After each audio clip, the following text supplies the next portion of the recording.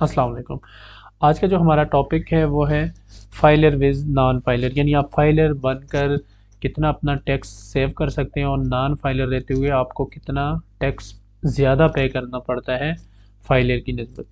तो उसी सिलसिले में मैंने एक प्रेजेंटेशन आप लोगों के लिए रेडी की है जिसमें आसान वर्ड्स में आपको समझाने की कोशिश की है कि किस तरह फाइलर अपने टैक्स को मैक्सिमम टैक्स को सेव कर सकता है। ये एक टेबल बनाया है, इस टेबल के अंदर ट्रांजैक्शंस हैं कुछ जो कि आप अपनी लाइफ में रोज़मर्रा ज़िंदगी में इनसे आपका वास्ता पड़ सकता है, ये पड़ता है। यानी आप ये ट्रांजैक्शन कहीं ना कहीं कर रहे होते हैं लेकिन इग्नोरेंस में आपको ये आइडिया नहीं होता कि आपने जहाँ 100 रुपया देना था वहाँ आप 200 रुपया दे देते हैं, या जहाँ पे 5,000 टैक्स देना था वहाँ पे आप 10,000 रुपया टैक्स पे कर देते हैं। तो यहाँ पे एफबीआर ने एक फैसिलिटी दी है कि अगर आप फाइलर बन जाते हैं तो अपना इतना मैक्सिमम टैक्स आप सेव कर सकते हैं। तो मैं यहाँ वन बाय वन आपके साथ डिस्कस करूँगा कि हम टैक्स किस तरह अपना सेव कर सकते हैं। फॉर एग्ज़ाम्पल कोई ट्रांजैक्शन मसलन डिविडेंड है, अब जैसे किसी भी शख्स या पर्सन ने डिविडेंड ख़रीदा होता है, सॉरी शेयर्स ख़रीदे होते हैं किसी कंपनी के। वो कंपनीज एनअली या 6 मंथ या जिस पीरियड के बाद भी वो आपको डिविडेंड देती है तो वो डिविडेंड के ऊपर 15% टैक्स डिडक्ट करते हैं अगर आप फाइलर होंगे। अगर आप फाइलर नहीं हैं एफपीआर में तो आपका 30% टैक्स डिडक्ट होगा। यानी अगर आप 100 रुपये आपका डिविडेंड आया है तो उसमें से आपको अगर फाइलर हैं तो 85 मिलेंगे 15 रुपये डिडक्ट करके। अगर आप नॉन फाइलर हैं तो आपको 70 रुपीज़ मिलेंगे, 30 रुपीज़ आपके डिडक्ट होंगे। इसी तरह दूसरी एक और ट्रांजैक्शन है प्रॉफिट ऑन डेट। बहुत सारे लोग हैं जिन्होंने बैंक के अंदर पैसा रखा होता है, मसलन कोई रिटायरमेंट के बाद अपनी जो सेविंग्स है वो बैंक के अंदर जाके रख देते हैं, या कोई और आपकी डेली रूटीन से एक्सपेंसेस से हट के आप एक जो भी सेविंग करते हैं वो आप बैंक के अंदर रखते हैं ताकि आपको कुछ ना कुछ इनकम मंथली बेस पे इंटरेस्ट की फॉर्म में आती रहे। जब वो इंटरेस्ट आपके अकाउंट में क्रेडिट होता है, अगर आप फाइलर हैं तो आपको 15% डिडक्शन होती है और अगर आप नॉन फाइलर हैं तो आपकी स्ट्रेट 30% डिडक्शन होती है। यानी आपके आधे पैसे ज़्यादा कट जाते हैं आपका जो प्रॉफिट आपको मिलता है नॉन फाइलर की सूरत में।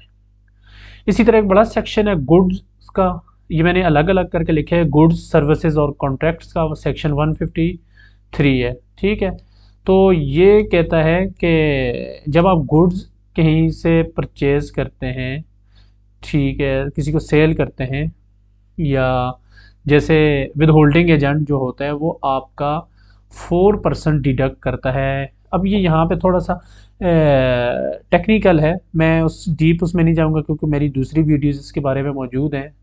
तो उसके लिए आपका कोई क्वेश्चन हुआ तो मैं उसको ज़रूर रिजॉल्व करूँगा।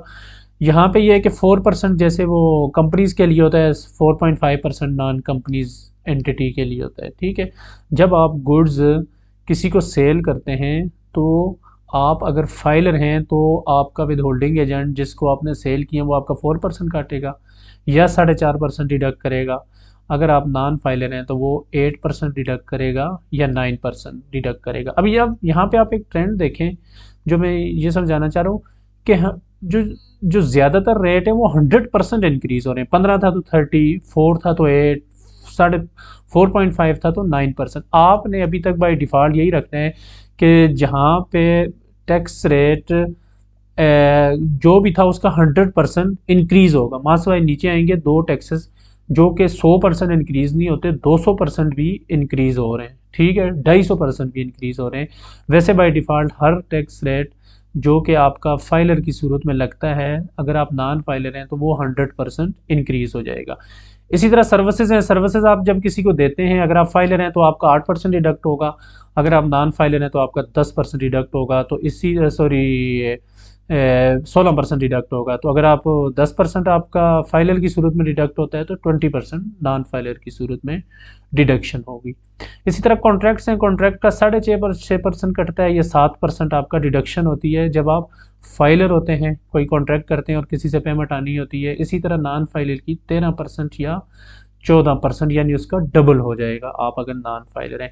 इसी तरह रेंट आप जब किसी से रिसीव करते हैं, आपने कोई प्रॉपर्टी रेंट पे दी हुई है, तो आप अगर फाइलर हैं तो आपको टेबल, अब रेंट का मेरा एक लेक्चर मौजूद है कि रेंट की टैक्सेशन कैसी होती है। वो एक टेबल की फॉर्म में होती है कि आपकी जितनी ज़्यादा इनकम होगी रेट उतना ज़्यादा हाई लगेगा। अब यहाँ पे रेट अगर 5% है तो आप फाइलर हैं तो 5% लगेगा, नॉन फाइलर हैं तो 10% लग जाएगा। तो इसी तरह वो मुख्तलिफ टेबल 5 से 25% तक रेट चला जाता है, लेकिन अब अगर आप नॉन फाइलर हैं तो वो रेट 10 से 50% तक जा सकता है। ठीक है, तो इसी तरह प्राइज एंड विनिंग है, आप कोई प्राइजेज विन करते हैं तो 15 या 20% देना पड़ता है। अब इसमें फ़र्क ये है कि कोई लॉटरी वगैरह आपकी निकलती है तो उस पर 20% चार्ज कर देते हैं, और जो आपके बॉन्ड वगैरह होते हैं उस पर आपका 15% चार्ज होता है। आप अगर बॉन्ड आपका निकल आया और उसके बाद आपको वो पेमेंट होनी है, बैंक करता है, तो आपका 15% फाइलर की सूरत में डिडक्ट कर लेते हैं। अगर आप नॉन फाइलर हैं तो 30% डिडक्ट करेगा, या 20% अगर आपका डिडक्ट होना था तो आपका 40% डिडक्ट होगा, उसका 100% इंक्रीज़ हो जाएगा। इसी तरह कमीशन है, कमीशन भी आप जैसे कोई चीज़ सेल परचेज करते हैं उसके ऊपर अगर आप कमीशन रखते हैं, आप कमीशन एजेंट हैं, एडवर्टाइजिंग कमीशन एजेंट है, तो 8 से 12% नॉर्मली डिपेंड अपॉन कि कमीशन की टाइप्स क्या है डिडक्ट होता है फाइलर का। अगर आप नॉन फाइलर हैं तो 16 से 20% आपकी डिडक्शन होगी। इसी तरह सेक्शन 231 बी है, परचेज ऑफ कार और जीप, यानी जो आप कार या जीप गाड़ी ख़रीदते हैं तो उसका मुख्तलिफ टेबल के रेट हैं। आपके सीसी, यानी जो आपकी गाड़ी की सीसी इंजन कैपेसिटी होती है उसके हिसाब से टैक्स डिडक्ट किया जाता है, जो कि 10,000 से शुरू होकर 5 लाख रुपए तक जाता है फाइलर के लिए। ठीक है, वो डिपेंड करता है कि आप कितनी बड़ी सीसी की गाड़ी खरीदते हैं। जो सीसी इंजन कैपेसिटी बढ़ती जाती है, इसी तरह टैक्स की अमाउंट भी बढ़ती जाती है। लेकिन अगर आप यही केस गाड़ी खरीदते हुए नॉन फाइलर है तो आपका टैक्स 200% इंक्रीज हो जाएगा। अब यहाँ इस सेक्शन में और ऊपर वाले सेक्शन में ये फ़र्क है कि फ़र्ज़ करें आपको 10,000 रुपये अगर फाइलर होने की सूरत में देना पड़ता है, तो नॉन फाइलर की सूरत में आपको 20,000 नहीं देना पड़ेगा बल्कि 30,000 देना पड़ेगा। यानी 20,000 का मतलब तो ये हुआ 100% इंक्रीज। यहाँ क्या कह रहे हैं कि 200% इंक्रीज, यानी आपने 30,000 देना है। जहाँ पे आपने अगर मैक्सिमम अमाउंट 5 लाख देनी थी तो वहाँ पे आपने 15 लाख देनी है, ना कि 10 लाख, क्योंकि 200% इंक्रीज है। ये थोड़ा सा किया हुआ इन्होंने शायद इसलिए कि क्योंकि ये लग्जरी आइटम है तो इसके ऊपर टैक्स ज़्यादा होना चाहिए। एक लग्जरी आइटम आप ख़रीद भी रहे हैं और ऊपर से आप फाइलर भी नहीं है, तो शायद FBR के जहन में यही है कि इसको टैक्सेबिलिटी ज़्यादा चार्ज की जाए।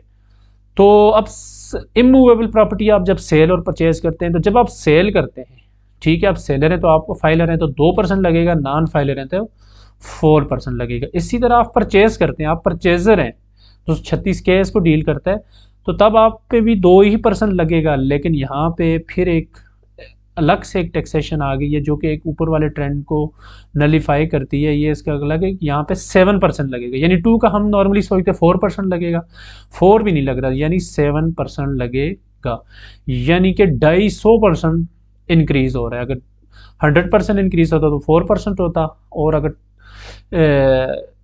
बल्कि ये 350% इंक्रीज हो रहा है, और अगर 300% होता तो उसके 600 होता, और ये हो रहा है 7% इंक्रीज। तो इसी तरह ये आप, मैंने पूरा टेबल आपके सामने बयान किया। ये वो वाली ट्रांजैक्शन है जिनका कहीं ना कहीं किसी ना किसी तरह से वास्ता पड़ता है। हर शख्स का डेली अपनी रूटीन लाइफ में कोई ना कोई ट्रांजैक्शन इसमें से एक आध ज़रूर कर रहे होते हैं। तो इसीलिए फाइलर होकर आप अपना 100% टैक्स बचा सकते हैं against the non filer. Thank you very much.